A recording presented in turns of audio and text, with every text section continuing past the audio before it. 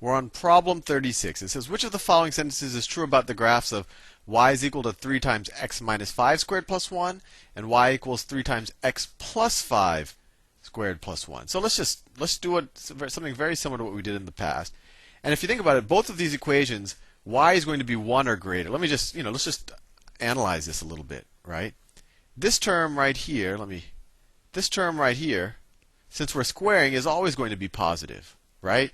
Even if what's inside the parentheses becomes negative, if we have x is minus 10, inside the parentheses becomes negative, but when you square it, it always becomes positive, and you're going to multiply 3 times a positive number, so you're going to get a positive number. So the lowest value that this could be is 0. So the lowest value that y could be is actually 1. And same thing here. The lowest value that this number can become very negative, but when you square it, it's going to become positive. So this expression with the squared here is going to be positive, and you multiply it 3, it's going to be positive. So the lowest value here is always going to be 0 when you include this whole term.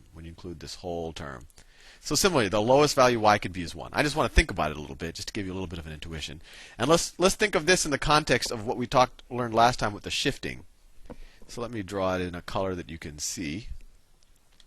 So if that is the y-axis, and I'll just draw mainly the positive area.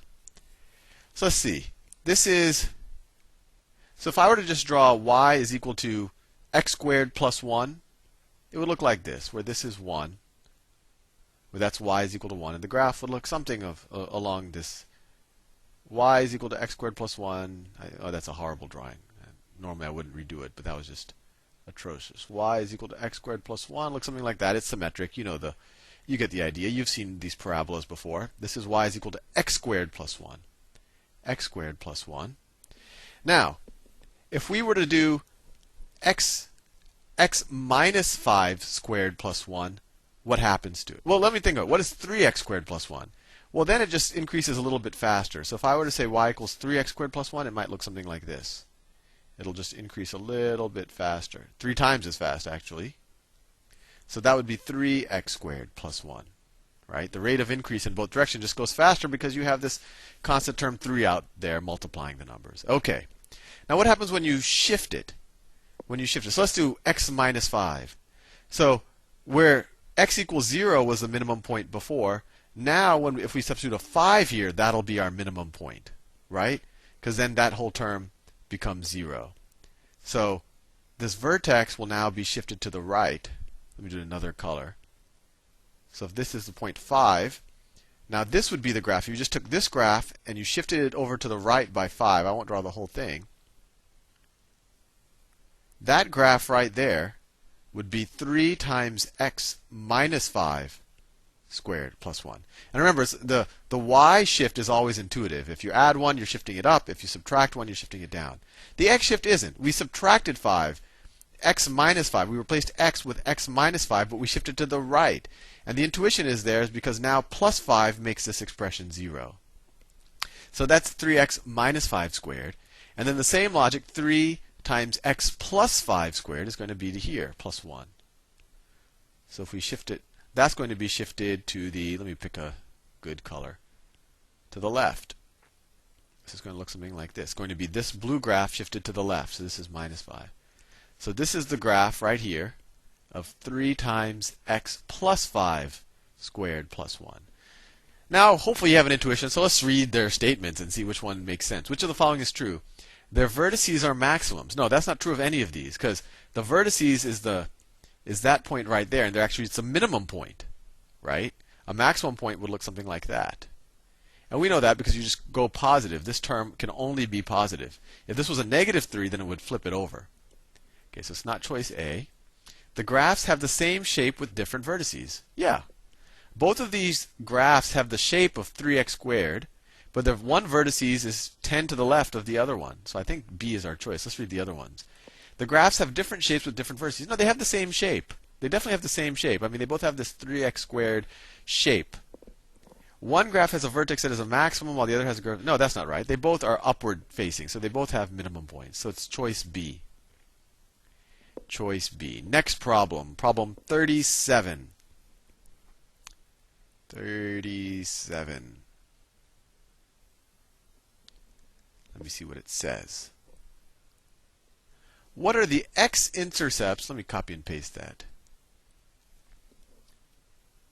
Okay, I'll paste it there. What are the x-intercepts of the graph of that? Well, the x-intercepts, whatever this graph looks like, I don't know exactly what it looks like.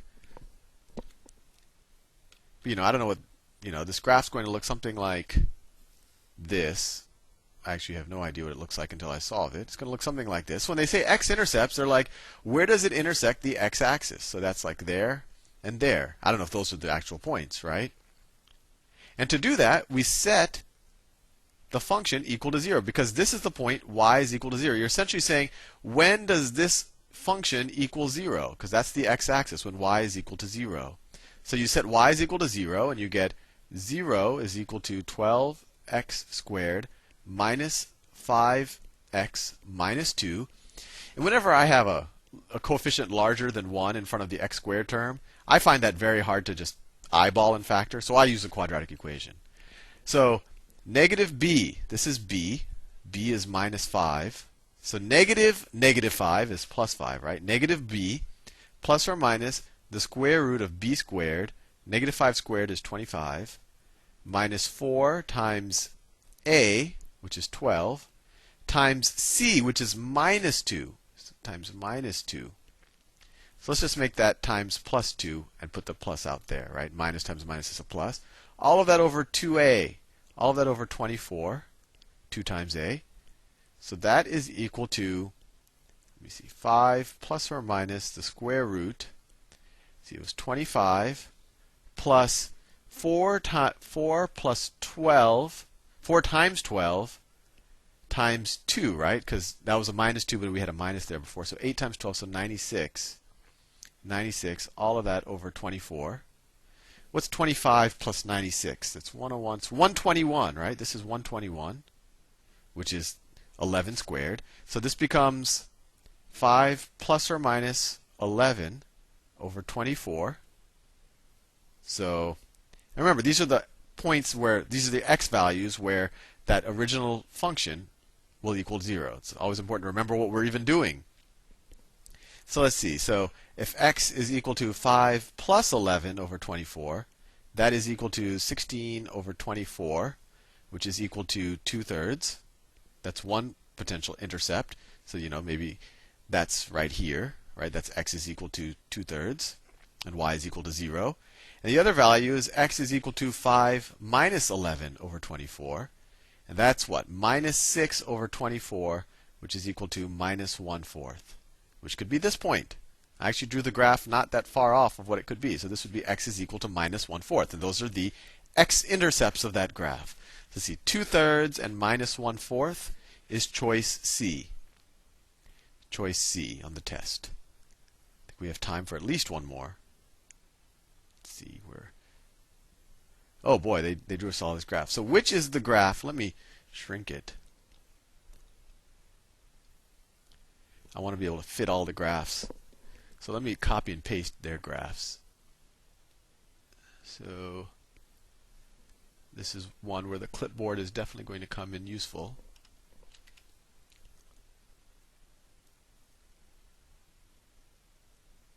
Let me. Oh, it doesn't. Okay, that's good enough. Okay, so they want to know which is the graph of. So let me. I've never done something this graphical. Let's see.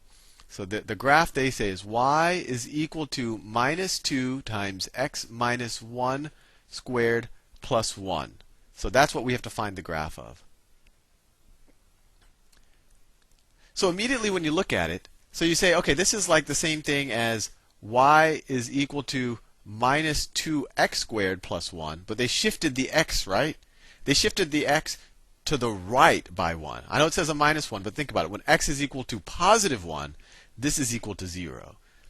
And if so, it's going to be shifted to the right by 1, right, plus 1. We know that. We know that it's going to be shifted up by 1, right? So up plus 1. And then we have to think, is it going to be opening upwards or downwards? And think of it this way.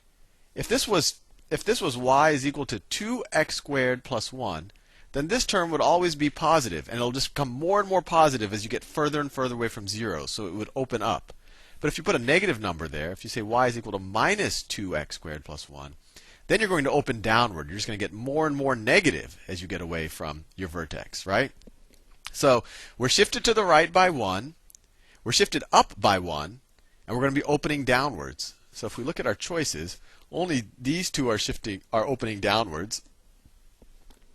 And both of them are shifted up by 1. The vertex is at y is equal to 1. But this is shifted 1 to the right, and this is shifted 1 to the left. And remember, we said it was x minus 1 squared. So the vertex happens when this whole expression is equal to 0. And this whole expression is equal to 0 when x minus 1, when x is equal to positive 1. When x is equal to positive 1. So that's right here. So it's actually choice C. And that's when you're shifting graphs, that can be one of the kind of hardest things to engrain. But I just really encourage you to explore graphs, practice with graphs with your graphing calculator, and really try to plot points and try to get a really good grasp of why when you go from minus 2x squared plus 1 to minus 2 times x minus 1 squared, why when you replace an x with an x minus 1, why this shifts the graph to the right by 1. Anyway, I'll see you in the next video.